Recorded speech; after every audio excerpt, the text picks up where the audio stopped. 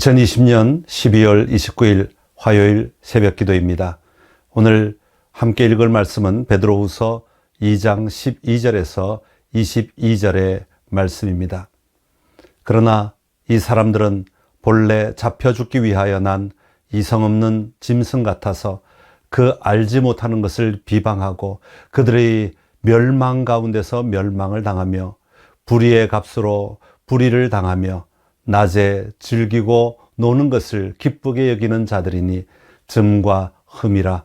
너희와 함께 연회할 때 그들의 속임수로 즐기고 놀며 음심이 가득한 눈을 가지고 범죄하기를 그치지 아니하고 굳세지 못한 영혼들을 유혹하며 탐욕에 연단된 마음을 가진 자들이니 저주의 자식이라. 그들이 바른 길을 떠나 미혹되어 벌의 아들 발람의 길을 따르는도다. 그는 불의의 삭을 사랑하다가 자기의 불법으로 말미암아 책망을 받되 말하지 못하는 나귀가 사람의 소리로 말하여 이 선지자의 미친 행동을 저지하였느니라. 이 사람들은 물 없는 샘이요 광풍에 밀려가는 안개니 그들을 위하여 캄캄한 어둠이 예비되어 있나니 그들이 허탄한 자랑의 말을 토하며 그릇되게 행하는 사람들에게서 겨우 피한 자들을 음란으로서 육체의 정욕 중에서 유혹하는도다. 그들에게 자유를 준다 하여도 자신들은 멸망의 종들이니 누구든지 진 자는 이긴 자의 종이 됨이라. 만일 그들이 우리 주 되신 구주 예수 그리스도를 알므로 세상의 더러움을 피한 후에 다시 그 중에 얽매이고 지면 그 나중 형편이 처음보다 더 심하리니 의의 도를 안 후에 받은 거룩한 명령을 저버리는 것보다 알지 못하는 것이 도리어 그들에게 나으니라. 참된 속담에 이르기를 개가 그 토하였던 것에 돌아가고 돼지가 씻었다가 더러운 구덩이에 도로 누웠다 하는 말이 그들에게 응하였도다. 사실 우리가 거짓 선생이라고 하면 거창한 것처럼 생각합니다. 그래서 나는 절대로 거짓 선생에게 넘어가지 않는다고 자신을 가지고 말합니다. 누가 봐도 거짓 선생은 금방 티가 날 것 같지만 그렇게 쉽게 드러나면 어떻게 거짓 선생 노릇을 할 수 있겠습니까? 처음에는 다 좋은 사람처럼 진리를 말하는 사람처럼 보입니다. 그러나 함께 지내다 보면 그 속에 있는 것들이 밖으로 나오기 시작할 때라야 비로소 분별할 수 있게 됩니다. 어제는 거짓 선생이 어떤 사람인가를 소개했습니다. 오늘은 거짓 선생들의 정체가 무엇인가를 살펴보려고 합니다. 그 속에 가지고 있는 생각, 그들이 누리려고 하는 가치, 그들이 가려고 하는 방향은 무엇인지를 알아야 합니다. 12절에 보면 이 사람들은 본래 잡혀 죽기 위하여 난 이성 없는 짐승과 같다고 하였습니다. 야수와 같다, 맹수와 같다는 것입니다. 생각을 하지 않고 사는 짐승과 같습니다. 먹고 싶으면 다른 짐승을 그냥 잡아먹는 그런 삶입니다. 그들은 알지 못하는 것을 비방합니다. 알지도 못하지만 모독하고 비방합니다. 그러다가 그들은 결국 멸망을 당하고 말 것입니다.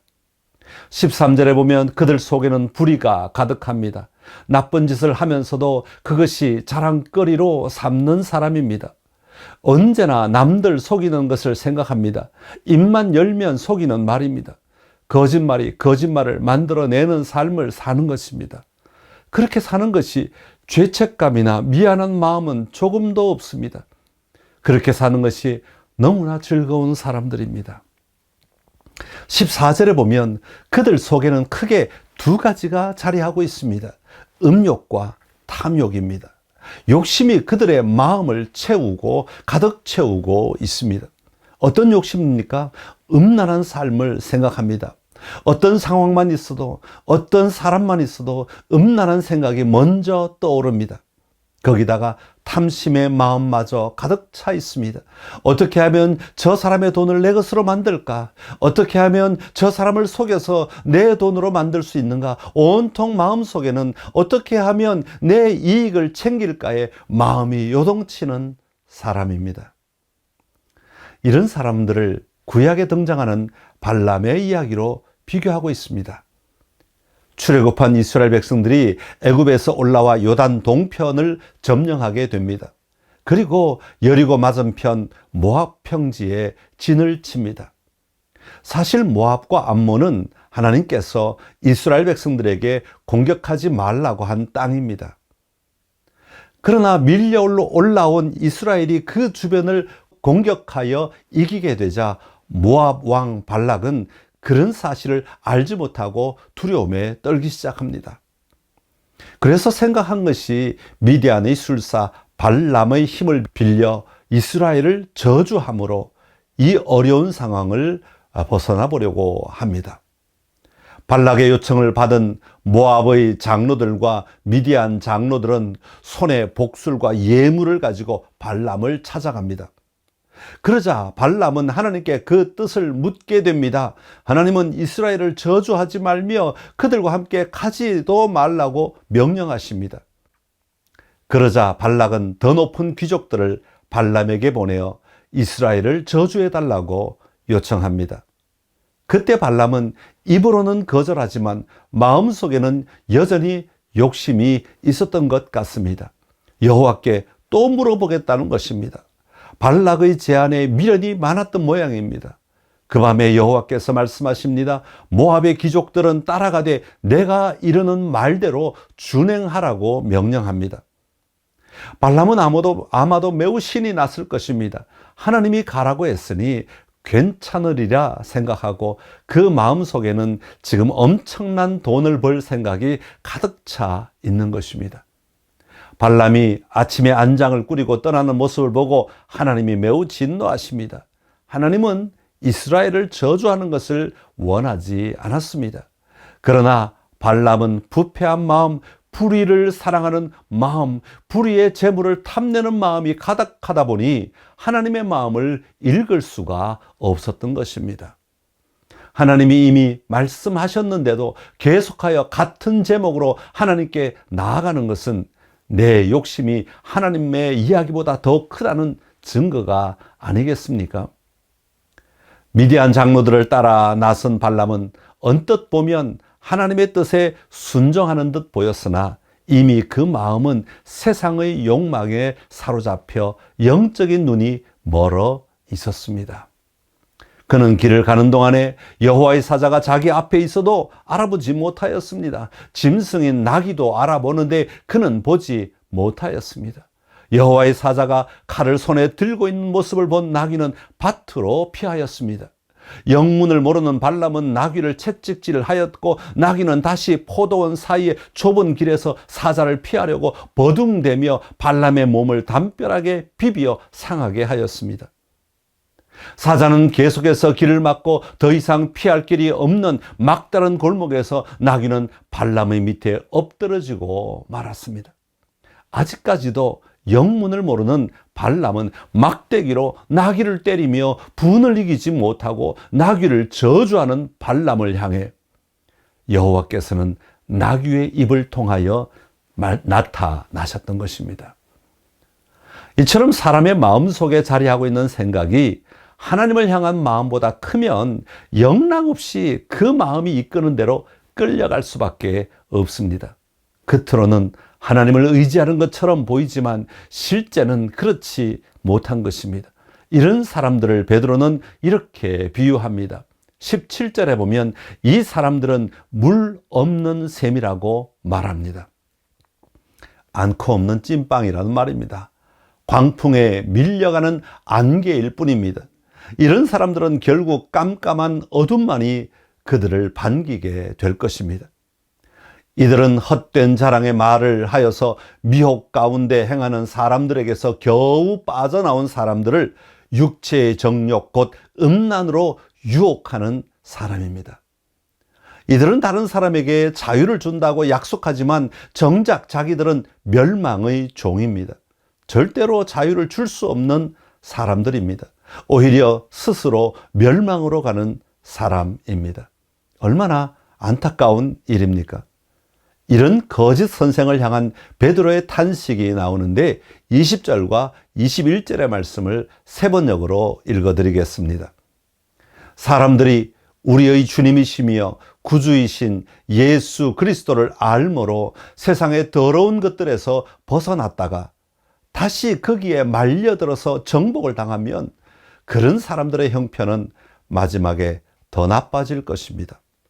그들이 의의 길을 알고서도 자기들이 받은 거룩한 계명을 저버린다면 차라리 그 길을 알지 못했던 편이 더 좋았을 것입니다. 아멘. 여기서 베드로가 하고 싶은 이야기가 무엇입니까? 예수님을 알고 세상에서 벗어났지만 다시 거기로 돌아가면 그 삶은 과거보다 더 나쁜 삶이 될 것이라는 것입니다. 요즘 말로 하면 교회 나와서 예수님을 알아가다가 신앙을 포기하고 다시 세상의 삶을 즐기며 살아가는 사람의 모습은 옛날보다 더 나빠질 것이라는 말입니다. 왜 나빠집니까? 이젠 하나님도 두려워하지 않기 때문입니다. 마치 하나님 나라를 다 안 것처럼 행동하는 것입니다. 그렇다면 우리가 이런 거짓 선생에게 미혹되지 않기 위해서는 어떻게 해야 하겠습니까? 14절에 말하고 있는 굳세지 못한 영혼이 되어서는 안 됩니다. 굳세지 못한 영혼을 가진 사람은 믿음의 기초가 없는 사람, 믿음의 도전을 하지 않는 사람, 믿음으로 살려고 몸부림치지 않는 사람, 더 깊은 단계로 나아가지 않는 사람, 주님을 향하여 담대하게 내려놓지 못하는 사람입니다. 이런 사람은 거짓 선생에게 너무나 쉽게 유혹됩니다. 그러기에 우리에게 늘 다가오는 거짓 선생에게 넘어가지 않기 위해서는 신앙의 기반을 든든하게 세워야 합니다. 기초가 잘못되면 다 무너지게 됩니다. 이단이 가장 먼저 가르치는 것은 그동안 가지고 있던 영적 기초를 다 무너뜨리는 것입니다. 그리고 거기다 자기들이 원하는 기초를 세웁니다.